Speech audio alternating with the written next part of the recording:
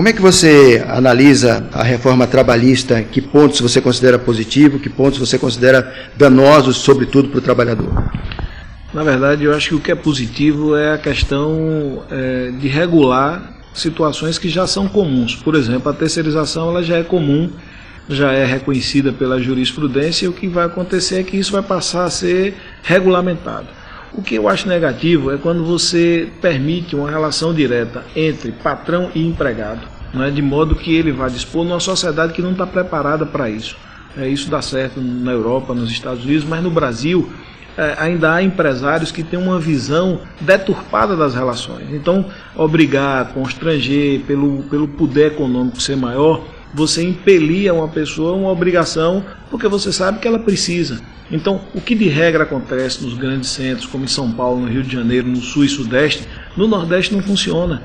Porque, por exemplo, tem pessoas aqui que dependem, então é muito fácil de empresários inescrupulosos que não compreendem a função social do trabalho submeterem pessoas a situações que não são corretas do ponto de vista da condução das relações de trabalho.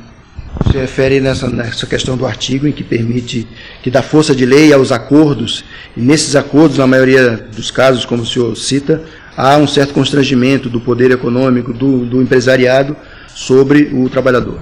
Não tenha dúvida, o que é benéfico, o que as partes poderem pactuar, isso é positivo. Por exemplo, tem questões como as férias. Nem todo mundo gosta de tirar 30 dias de férias, porque ninguém nem tem dinheiro para tirar 30 dias de férias. Então, às vezes, até parcelar as férias em 3 vezes parece até ser mais vantajoso para o empregado. Então, tem situações da CLT que são anacrônicas, que o procedimento, as relações mais atuais, elas possibilitam que elas sejam feitas de outra forma. Agora, tem outros pontos em relação, por exemplo, negociação direta de salário, de renúncia de direitos. E isso não pode ficar muito aberto, senão você vai ter uma imposição do capital em relação às pessoas mais fracas, o trabalhador. Mas há vários pontos positivos nessa reforma, que já são situações que são usuais, né? Como, por exemplo, as férias, que eu falei hoje, qualquer empregado sabe tirar 30 dias de férias, às vezes é uma tortura. Passa lá 3 de 10, talvez seja melhor, você vai usufruir mais desse período que a lei já dá. Agora, o que o senhor considera realmente danoso e qual é o risco dessas flexibilizações? 100 itens estão sendo mudados nessa proposta do governo. Mas o que eu acho efetivamente danoso, e aí eu não vou para o discurso radical de quem não conheceu o que está sendo proposto. O que eu acho danoso é você suprimir direitos e você dar condição a alguém de se impor sobre o outro. No caso, quem tem o poder de contratar, num país de desempregados como esse, hoje nós temos 12 milhões de desempregados, o que você pode impor para dar um emprego? Então você vai ter pessoas que vão se submeter a isso. Então é necessário, por exemplo, salário mínimo, isso não pode ser, abaixo do mínimo não se contrata. Eu acho que nós temos que criar cláusulas pétreas nas relações de trabalho, que essas daqui são imodificáveis. Agora, outras coisas, como horário de trabalho, possibilidade da pessoa ter mais de um vínculo, essas coisas todas são modernas. A possibilidade de você trabalhar à distância, a possibilidade de você trabalhar em casa, são questões hoje que poderiam ser melhor regulamentadas e vão permitir muito mais acesso ao emprego de pessoas que hoje ficariam trabalhando fora do mercado de trabalho porque a CLT não permite.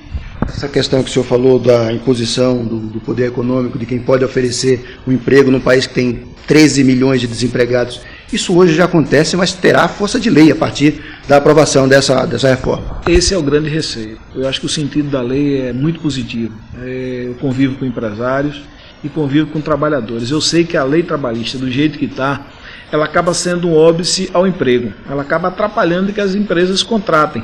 Mas, por outro lado, também, eu não deixo de ver que tem empresários que são inescrupulosos, que forçam trabalhadores a acordos espúrios, entendeu? Que conduzem as relações de forma bastante danosa. Por quê? Porque ele é o dono do dinheiro. Então, ele pode dizer, você está desempregado, ou você aceita assim, ou então não tem acordo para você. Então, é essa coisa que precisa que se faça um filtro e se pondere limites, talvez criar câmaras. Os sindicatos estão falidos. O que você vê hoje é que os sindicatos eles têm uma atuação muito mais política do que de defesa efetiva dos trabalhadores.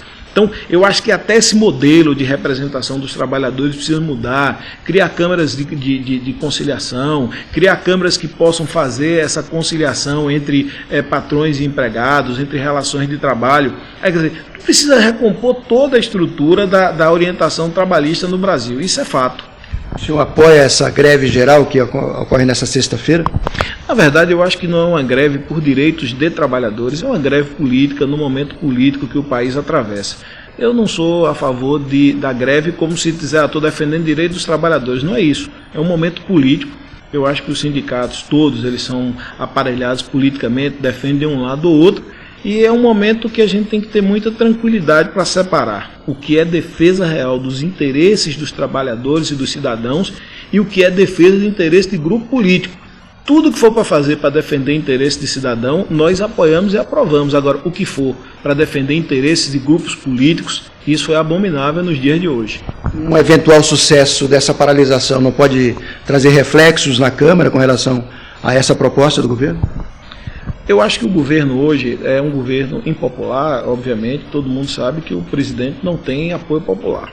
Mas ele tem uma coisa forte, que é o apoio da base dele na Câmara, no Senado e na Câmara dos Deputados. E ele tem convencido os deputados assim, nós não podemos aqui parar porque há uma pressão das ruas, a gente precisa fazer o que tem que ser feito. Então o governo que conduz o país hoje, ele tomou uma decisão e eu acho que ele tem força política para tocar isso.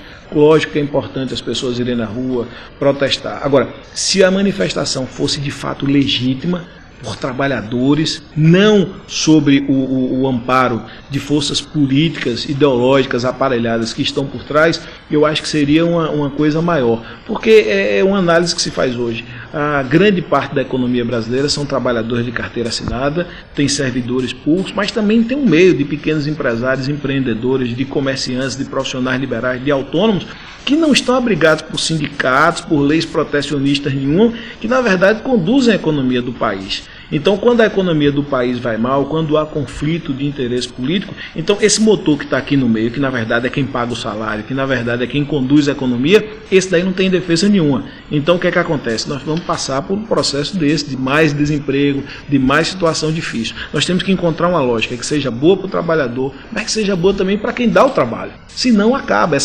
Você só tem trabalhador se tiver trabalho. Se não tiver trabalho, não tem trabalhador. Então a gente precisa encontrar o meio termo. E aí é necessário que os sindicatos, é necessário que os patrões cheguem ao meio termo de entendimento que o nosso país possa voltar a desenvolver, que a gente possa reconquistar postos de trabalho.